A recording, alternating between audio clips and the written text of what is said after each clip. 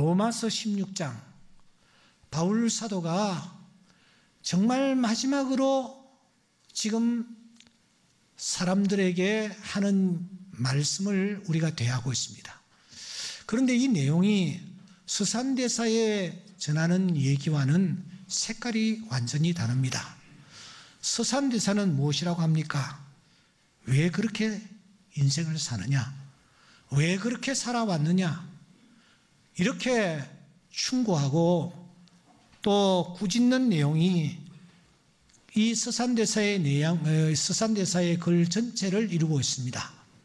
그런데 지금 바울 사도가 마지막으로 사람들에게 하는 이 얘기의 핵심은 무엇입니까? 칭찬하는 것입니다. 격려를 하는 것입니다. 더 나아가서 위로하고 있습니다. 그리고 축복하고 있습니다. 이런 바울 사도의 글을 대하노라면 따뜻함을 느끼고 다시 힘을 얻는 것입니다. 본문을 자세히 보시면 그는 여러 사람들의 이름을 그가 부르면서 한 곳으로 불러 모읍니다. 그리고 단체 사진을 촬영하기 위하여 카메라맨이 되는 것입니다. 그리고 바울 사도는 한 사람 한 사람에게 그 사람만이 보여줄 수 있는 특징이랄까 포즈를 취하도록 합니다. 에베네도 너는 이런 모습을 취하게, 마리아 너는 이런 모습으로 사진을 찍도록 하게.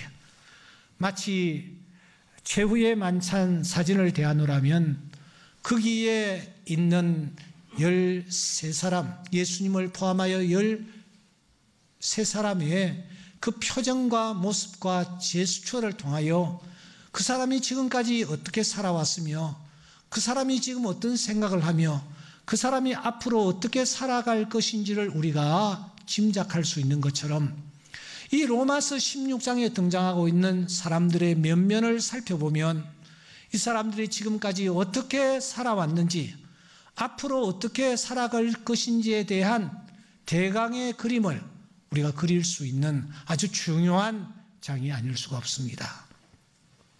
여러분이 16장을 우리가 펼쳤는데 도대체 여기에 몇 사람쯤 등장할 것 같습니까? 제가 조금 정신을 차리고 읽었는데도 불구하고 한 번 읽으면 숫자가 이렇게 되고 또 한 번 읽으면 숫자가 저렇게 되고 상당히 헷갈리더라고요. 여러분들도 집에 가셔서 한번 읽어보시면서 도대체 여기 몇 사람쯤 등장하는지 한번 살펴보시기를 바랍니다. 제가 최종적으로 확인한 것은 여기 등장하는 사람이 한 37명쯤 되지 않나 그렇게 생각합니다. 그런데 이 37명, 이 사람들이 한결같이 다 진한 감동을 불러일으킬 만한 그런 기막힌 간증거리들을 가슴에 담고 있는 것이 틀림없다. 그렇게 보았습니다. 그래서 한 사람 한 사람을 한 시간에 걸쳐서 좀 나누는 것도 좋지 않겠는가 하는 그런 생각을 잠시 했습니다만 로마서를 펴면서 여러분들과 약속한 것이 있습니다. 한 장을 2회에 걸쳐서 스피디하게 우리가 한번 다루어보자. 그래서 16장도 역시 2회에 걸쳐서 마무리를 하려고 생각하기 때문에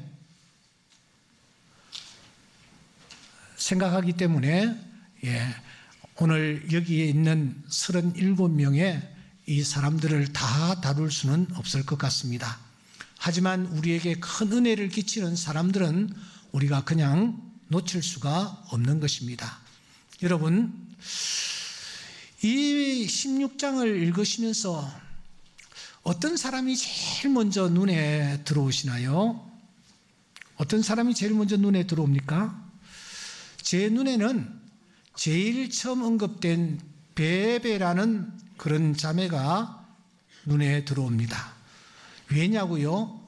첫 번째 언급되는 것은 항상 중요하기 때문입니다. 보세요. 팔복 가운데서 제일 첫 번째 예수님께서 언급하신 것이 뭡니까? 심령이 가난한 자는. 그래서 심령이 가난한 자에 받는 축복이 팔복 가운데서 가장 중요한 것입니다. 갈라디아서 5장에 보면 성령의 9가지 열매가 소개되고 있는데 그 9가지 열매 가운데서 제일 먼저 언급되는 열매가 뭐죠? 사랑입니다. 사랑이 중요하기 때문입니다. 고린도전서 13장에서 바울은 사랑의 속성을 얘기하고 있습니다. 15가지로 얘기하고 있는데 사랑이 도대체 뭐냐 했을 때에 바울은 이렇게 말합니다. 사랑은 오래 참고. 사랑이 뭡니까? 사랑은 오래 참는 것입니다. 남편에 대하여 오래 참는 것입니다. 아내에 대해서 오래 참아주는 것입니다. 사랑하는 자녀들에 대하여 기다리며 참아주는 것입니다. 이것이 사랑이라고 바울 사도는 말하는 것입니다. 히브리서 11장에 보시면 믿음의 위대한 선진들의 행적들이 소개가 되고 있습니다. 모두 16명이 등장하고 있는데 그 가운데서 제일 처음 중요한 사람이 누구냐? 아벨입니다. 아벨만큼 중요한 사람이 없습니다. 때문에 아벨을 제일 먼저 언급을 하는 것입니다. 이와 같이 제일 처음 언급되는 한 사람, 이 사람을 우리는 놓쳐서는 되지 않을 것입니다. 특별히 그 사람은 여성입니다. 당시 여성들은 숫자에도 카운트가 잘 되지 않는 그런 분위기 사회에서 여성인 이 베베가 제일 먼저 언급되는 것은 분명히 이 여성을 통하여 우리에게 주려는 메시지가 있기 때문입니다. 그러면 이 베베라는 여성을 성경은 어떻게 소개하며 바울은 어떤 포즈를 취하라고 얘기를 하고 있습니까? 우리 1절과 2절을 다 같이 한번 읽어보겠습니다. 시작. 내가 갱그레아 교회의 일꾼으로 있는 우리 자매 베베를 너에게 추천하노니 너희는 주 안에서 성도들의 합당한 예절로 그를 영접하고 무엇이든지 그에게 소용되는 바를 도와줄지니 이는 그가 여러 사람과 나의 보호자가 되었음이라. 바울 사도가 지금 많은 사람을 언급해야 되기 때문에 아주 간단하게 소개하고 있습니다. 우리는 이 소개서에서 두 단어를 우리가 발견합니다. 이 두 단어를 통하여 이 베베라는 여성이 어떤 삶을 살았는지를 짐작하는 것 어렵지 않습니다. 그 중에 하나는 여러분 일꾼이라는 단어입니다. 자매 베베를 소개하면서 교회의 일꾼이다 그렇게 말하고 있습니다. 이 일꾼이라는 단어를 원어를 찾아가 보면 디아코니아라는 단어를 사용했는데 이 단어는 여성에게 붙이는 여성 명사가 아닙니다. 특수한 사역을 뜻하는 남성 명사입니다. 그래서 다른 성경에서는 남자에게만 이 단어를 붙이면서 특별히 집사로 그렇게 번역을 하고 있습니다. 그런데 특이하게도 바울은 이 사실을 알면서도 여러분 여성인 베베에게 디아코니아, 집사라는 이 명칭을 부여하고 있습니다. 그만큼 이 베베는 혼신의 힘을 다하여 그 교회를 일구어 나가고 그 교회를 섬겨 나가는 일에 최선을 다했다. 손이 턱없이 모자라던 그때에 그가 할 수 있는 일들을 감당하며 최선을 다했다. 그런 여성이 바로 이 베베였다라는 것을 바울이 우리에게 소개하는 것입니다. 또 하나 본문에 보시면 보호자라는 단어가 등장을 합니다. 그가 여러 사람과 나의 보호자가 되었습니다. 이 말 속에는 이 베베라는 여성이 특별히 멀리 예루살렘에서 복음을 전하기 위하여 고린도까지 온 이 바울을 극진히 대접하고 모셨다라는 것을 뜻합니다. 음식이 필요할 때는 음식을 제공해 드리고 머물 수 있는 방을 공급해 주며 마치 그 옛날 마가의 어머니처럼 자기의 집을 제공하는 그런 일들까지 그가 감당을 했다라는 것입니다. 바울이 고린도에 머물 때에 이 베베라는 여성을 통하여 큰 도움을 받았고 그와 같이 지나면서 이 바울 사도는 이 베베를 무한히 신뢰하는 그런 자리까지 이르렀습니다. 두 번째 기억하는 사람이 누구입니까? 지금 브리스가와 아굴라가 이어서 등장을 합니다. 바울은 지금 고린도에 있습니다. 그가 어디를 거쳐서 고린도에 왔습니까? 사도행전 17장과 18장을 보면은 이 바울이 아덴을 거쳐서 이곳으로 왔습니다. 바울은 생각했습니다. 이 복음이 온 세계에 전파되기 위해서 정복해야 할 두 도시가 있다. 하나는 로마요, 하나는 아테네이다. 로마는 칼의 도시며 아테네는 펜의 도시다. 이 두 도시를 정복할 때에 하나님의 복음이 널리 전파될 것이다. 그래서 그는 로마에 가려는 꿈을 가졌었고 그는 아덴을 향하고 있었던 것입니다. 그는 가면서 생각합니다. 아덴에는 철학자들이 많이 모여있는 도시, 그곳에 가서 내가 그들과 한번 논쟁을 하면은 분명히 하나님의 거룩하신 뜻이 나타날 거야. 그는 자신했습니다. 나는 가마리엘 문화에서 열심히 공부한 사람이다. 그러므로 말에는 조라나 지식에는 그렇지 아니하다. 내가 아테네에 있는 철학자들과 한번 겨누어서 내가 이겨보리라. 아마 그런 생각을 했을 것입니다. 그래서 그는 그 유명한 여러분 아레오바고라는 언덕에 가서 철학자들을 만나 그 철학자들과 논쟁을 했습니다. 논쟁한 결과는 어떻게 되었습니까? 처참한 실패였습니다. 판정패였습니다. 바울이 졌습니다. 그 사람들을 이길 수가 없었습니다. 왜 이길 수 없었습니까? 그 사람들과 똑같은 철학적인 접근을 했기 때문입니다. 그가 가지고 있는 예수 그리스도 복음을 가지고 접근하지 않냐고 그 사람들이 가지고 있는 철학적인 지식으로 접근하다 보니 바울이 따라잡을 수가 없었던 것입니다.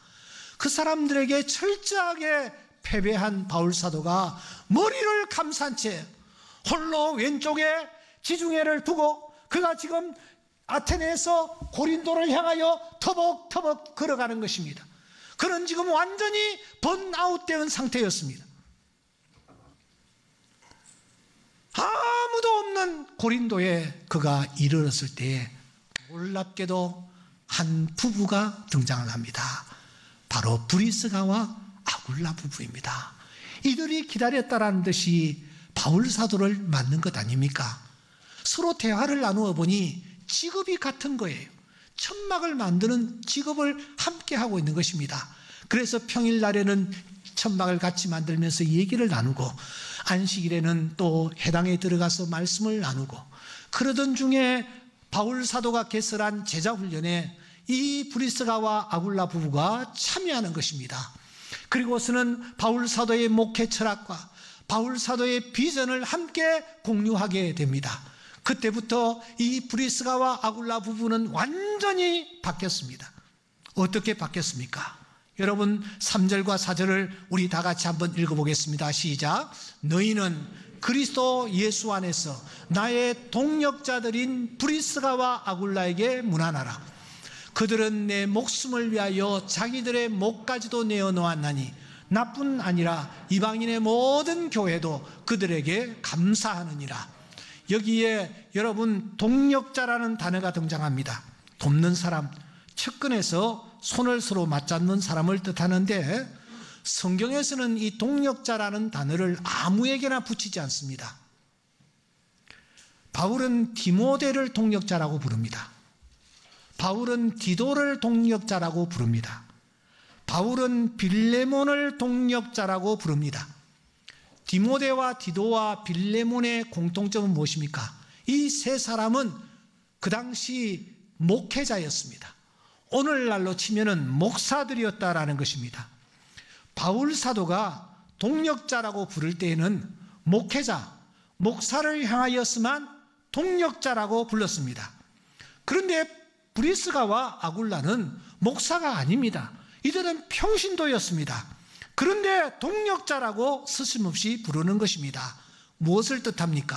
이 부부는 비록 평신도였지만 복음을 전하는 이 일을 위하여 한마음 한뜻으로 바울을 협력했다라는 것입니다. 바울이 고린도에서 여러분 배 타고 수리아로 가려고 하니까 이 브리스가와 아굴라가 이삿짐을 싸고 따라 났습니다. 바울 사도가 다시 에베소로 가려고 하니까 이 부부가 다시 지사짐을 싸고 바울을 따라 에베소로 가는 것입니다.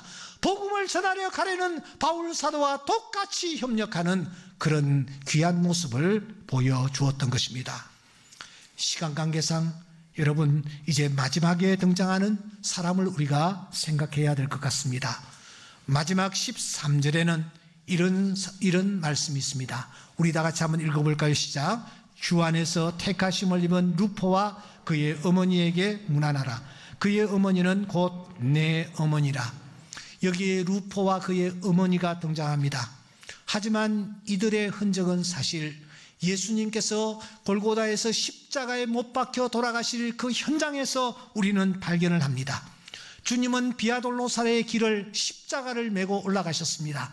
한 400m 되는 이 길, 얼마 되지 않은 듯해 보이나 그 길은 참으로 험한 길이었습니다. 왜냐하면 예루살렘 성전을 짓기 위하여 돌이 필요했는데 그 돌의 대부분을 어디서 캐왔느냐? 바로 예수님께서 십자가에 못 박히신 그 산에서 돌을 캐서 예루살렘 성전을 세웠습니다. 여러분, 혹시 돌산에 가보신 적이 있습니까? 돌을 캐낸 산 말입니다. 얼마나 날카롭고 얼마나 발 한 걸음 뛰기가 힘들고 어렵습니까? 바로 비아돌로사의 길이 그런 길이었습니다. 주님은 쓰러지셨습니다. 채찍에 다시 일어났고 다시 쓰러지셨습니다. 그때마다 군인들은 예수님을 채찍으로 내리쳤습니다. 그러나 그 군인들이 볼 때에도 이제 더 이상 십자가를 지울 수 없다라고 생각했을 때에 두리번거렸습니다. 누구에게 대신 십자가를 지울고, 그때 예수님 십자가 가장 가까이에 한 가족이 예수님을 뚫어지게 바라보며 따라오고 있었던 것 아닙니까? 그래서 군인들은 다짜고짜로 그 가운데서 이 호주 아버지 남편을 끌다가 예수님을 대신하여 십자가를 지었는데 그 사람이 바로 루포의 아버지 시몬이었던 것입니다. 마가복음 15장 21절 말씀에 보시면 알렉산더와 루포의 아버지 구레네 사람 시몬이 시골로부터 와서 지나가는데 그들이 그를 억지로 가게 하여 예수의 십자가를 지웠다고 했습니다. 루포의 아버지 시몬이 억지로 십자가를 지고 올라갑니다. 그때 그의 아내와 이 아들들이 얼마나 안타까운 모습으로 따라갔겠습니까? 드디어 골고다 정상에 이르렀을 때에 원수들은 예수를 십자가에 못 박아 죽입니다. 피를 흘리신 예수님, 그러나 한마디도 원망하지 않습니다. 피를 흘리신 그 예수님, 오히려 십자가에 못 박은 자들을 향하여 주여 저들의 죄를 용서해 주십시오, 저들이 하는 것을 알지 못합니다 하며 기도하고 있는 것 아닙니까? 도대체 저 사람이 누구이기에 원수들을 위하여 기도할 수 있단 말인가? 충격을 받았습니다. 얼마 후에 그 예수가 다시 부활하셨다는 사실을 알게 되고 그분이 바로 오실 메시아 하나님의 아들 거룩한 구세주가 되신다는 사실을 확인한 이 가족들은 저 아프리카 북쪽 리비아의 위치에 있는 구레네에 더 이상 가지 아니하고 복음을 위하여 그들의 생애를 바치는 것입니다. 그러다가 시몬은 세상을 떠난 듯하고 그의 이 루포와 또 그의 아내였던 이 루포의 어머니는 로마에까지 가서 복음을 전하고 있는 것입니다. 이 가족을 향하여 바울이 두 단어로 설명을 합니다. 하나는 무엇이라고 합니까? 주 안에서 택하심을 입은 자, 택하심을 입은 자라고 합니다. 또 하나는 나의 어머니라고 표현을 합니다. 나의 어머니. 택하심을 입은 딸라는 것은 이제 구원에 대해서는 두려워할 필요가 없다라는 것입니다. 그 이름이 생명책에 기록되어 있다라는 뜻입니다. 여러분, 어머니라는 단어만큼 함축적인 의미를 지니고 있는 단어는 또 어디에 있습니까? 어머니라는 이 말 속에는 사랑, 희생, 어머니라는 이 말 속에는 포근함, 따뜻함, 이런 단어들이 다 들어있는 것입니다. 바울은 말합니다. 그분은 내 어머니라고요. 비록 세 사람만 다루었지만 여기 등장하는 37명은 다 똑같습니다. 모두 다 바울의 뇌리에 새겨져 있는 사람들이요. 모두 다 성경에 기록되어 있는 사람들입니다. 여러분, 요한계시록 2장 17절을 잠깐 내려보시기 바랍니다. 요한계시록 2장 17절에 보시면 아주 중요한 말씀이 있습니다. 다 같이 한번 읽어보겠습니다. 시작. 귀 있는 자는 성령이 교회들에게 하시는 말씀을 들을지어다. 이기는 그에게는 내가 감추었던 만나를 주고 또 흰 돌을 줄 터인데 그 돌 위에 새 이름을 기록한 것이 있나니 받는 자밖에는 그 이름을 알 사람이 없느니라. 이것은 굉장히 중요한 메시지입니다. 우리가 천국에 가면 하나님이 우리에게 뭘 준다고요? 흰 돌을 하나 주신대. 흰 돌을 하나 주시는데 그 돌에는 무엇이 새겨져 있느냐? 무엇이 새겨져 있다고요? 새 이름이 새겨져 있대. 새 이름이 새겨져 있대. 우리가 천국에 가면 우리가 육신을 가지고 사용했던 이름, 자연인 옥성석이라는 이름, 이건 사용되는 것이 아니라 하나님이 우리에게 새 이름을 지어주셔서 우리가 그 이름을 부르게 될 것이라는 겁니다. 그러면 하나님이 어떤 이름을 지금 짓고 계실까? 어떤 이름을 나를 위하여 짓고 계실까? 저는 이 로마서 16장의 말씀이 해답이라고 생각합니다. 받는 자밖에는 알 수 없지만 로마서 16장의 말씀을 빌리면 분명히 베베라는 여성은 베베라는 이름 대신에 교회의 일꾼이요 보호자라는 이름을 받을 것이라는 거예요. 브리스가와 아굴레는 동력자이며 목이라도 내놓을 수 있었던 자, 그런 이름을 받을 거라는 거예요. 루포와 그의 어머니는 택하심을 입은 자이면서 내 어머니와 같은 자였다. 그런 이름을 받을 것이라는 겁니다. 그가 일생을 살면서 어떻게 살아왔는지를 이 이름이 함축적으로 요약해서 그 사람이 지나가면은 교회의 일꾼이요 또 보호자이신 분이시여, 그렇게 불림을 받게 될 것이라는 거예요. 목이라도 내놓는 자라는 이름으로 불림을 받게 될 것이라는 것입니다. 택하심을 입은 자라는 그런 이름으로 불리게 될 것이라는 것입니다. 어떤 사람은 처음 익은 열매라는 그런 이름으로 불림을 받을 것이요, 또 어떤 사람은 많이 수고한 이런 이름으로 불리게 될 것이라는 것입니다. 사랑하는 여러분, 이것은 오늘 우리에게 대단한 도전을 줍니다. 우리가 짧은 인생을 살아가면서 성석이라는 이름을 가지고 살아가고 있는데, 우리는 이제 하늘나라에 가면은 하나님이 흰 돌 속에 새겨주신 이름으로 불림을 받게 될 것입니다. 그때 우리가 만일 구두쇠라는 이름으로 우리가 불림을 받는다면 이게 하루 이틀도 아니고 1년 2년도 아니고 이게 얼마나 여러분 부끄러울 것 같아요. 이기주의자라는 이름을 받는다면, 자기만 생각하는 자라는 이름을 받는다면 우리가 얼마나 부끄러울 것 같습니까?